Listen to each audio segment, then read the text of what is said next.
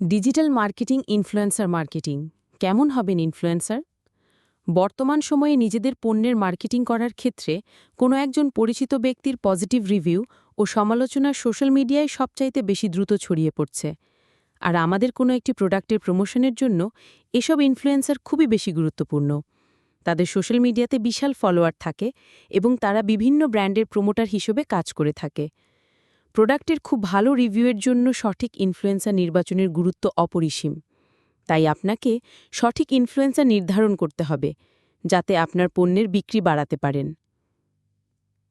কেমন হবেন ইনফ্লুয়েন্সার?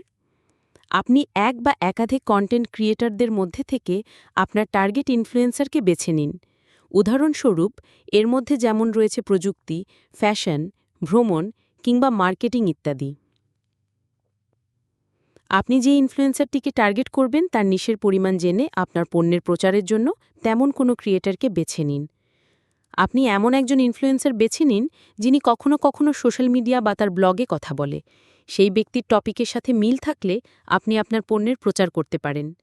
আপনি কোনো পণ্যের প্রচারের জন্য যে ইনফ্লুয়েন্সারকে বেছে নেবেন, প্রথমে তার অ্যাক্টিভিটির মাধ্যম সম্পর্কে জানা দরকার। তার ট্রাফিকগুলোকে সোশ্যাল মিডিয়া থেকে আসছে নাকি কোনো ব্লগ সাইট থেকে? তিনি কতটা জনপ্রিয়?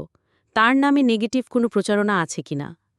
তবে আপনার প্রোডাক্ট বা সার্ভিসের সাথে মানানসই ইনফ্লুয়েন্সার নিয়ে কাজ করতে হবে, যাতে তাকে যে টাকা দিবেন তার অনেক গুণ বেশি আপনার সেল আসে। আউটপুট না বুঝে এই খাতে টাকা খরচ করাটা বার্ডেন হতে পারে।